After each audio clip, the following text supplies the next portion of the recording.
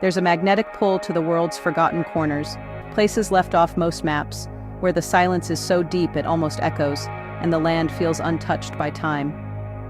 Here, modern noise gives way to the wind's whisper, and the only soundtrack is the crunch of snow beneath your boots and the distant call of wild birds.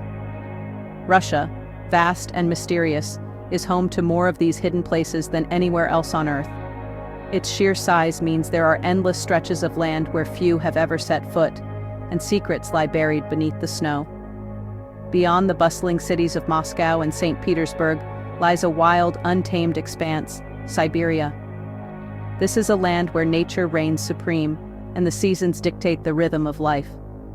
My journey took me to the Chukchi Peninsula, a remote finger of land closer to Alaska than Moscow, where the Arctic winds shape the landscape and time is measured not by clocks, but by the sun and the changing seasons. The indigenous Chukchi people have survived here for thousands of years, their lives perfectly attuned to the harsh environment. Their traditions, passed down through generations, are a testament to resilience and adaptation. I set out to witness how people find warmth, food, and joy in a world of endless white. Despite the cold, there is a sense of community and celebration, a warmth that comes from within and from each other.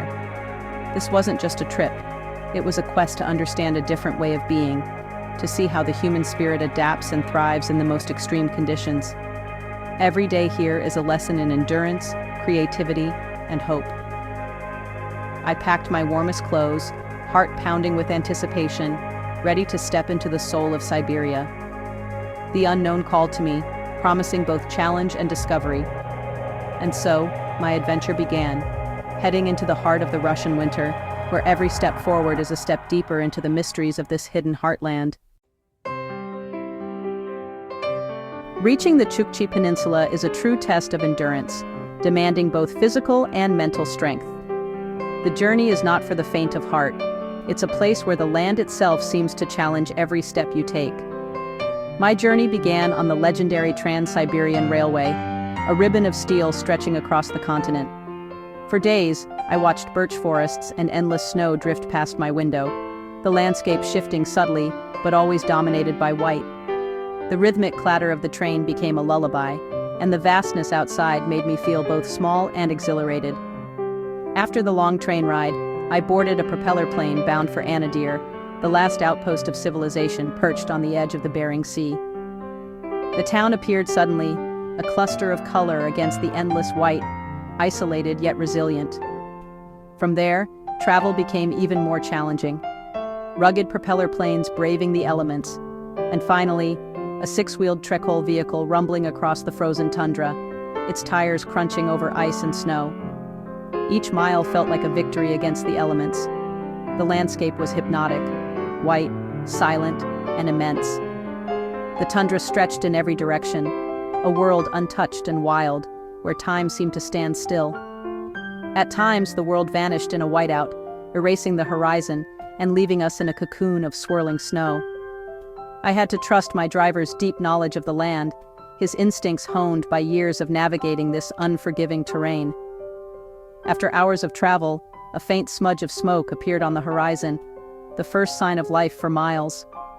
Slowly, the outline of a village emerged, the place I'd come so far to find, promising warmth and stories in the heart of the frozen wilderness.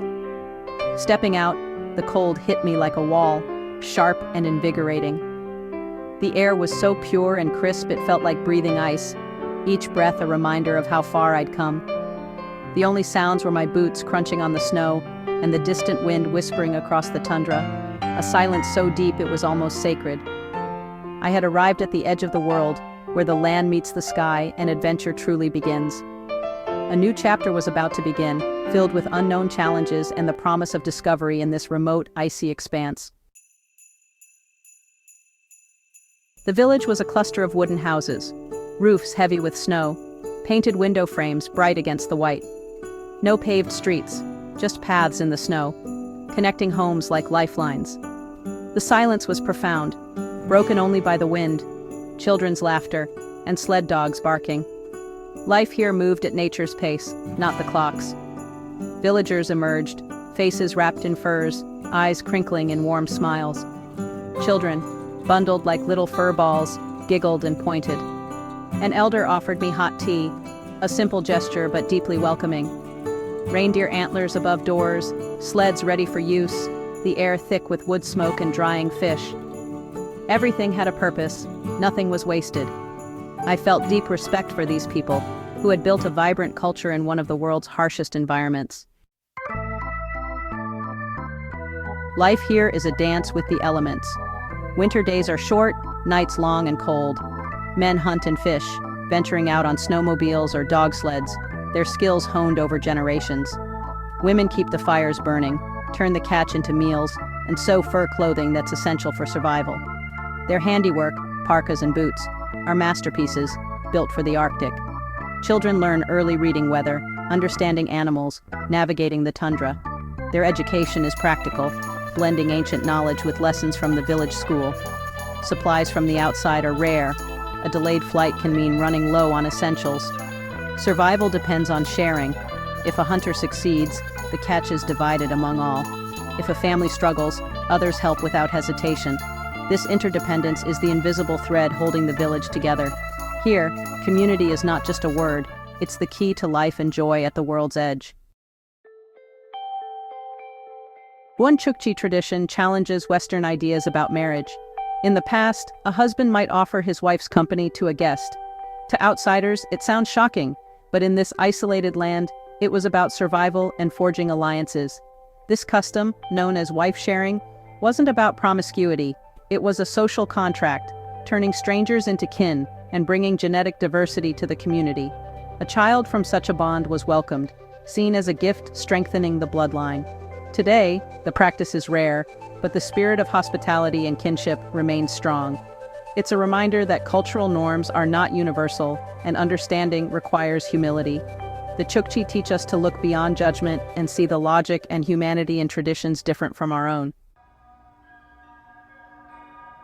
Evenings in the village were sacred, spent gathered around the warmth of the stove, as the wind howled outside and darkness pressed against the windows.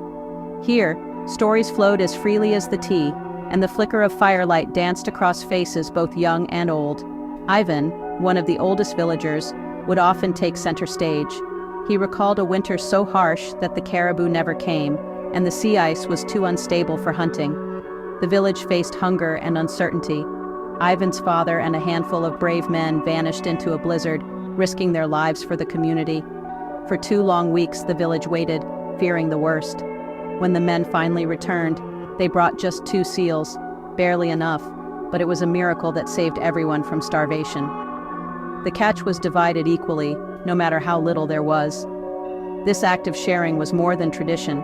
It was survival, a living proof of the village's core belief: together or not at all. Anya, a widow, shared her own story of loss.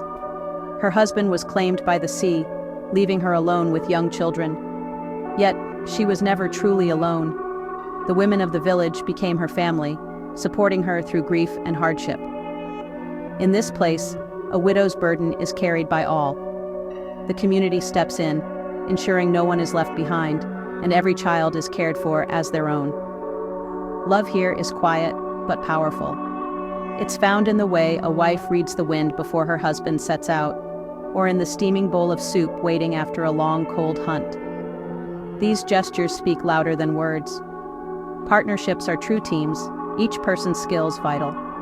Whether chopping wood or mending nets, survival depends on working side by side, trusting and relying on one another.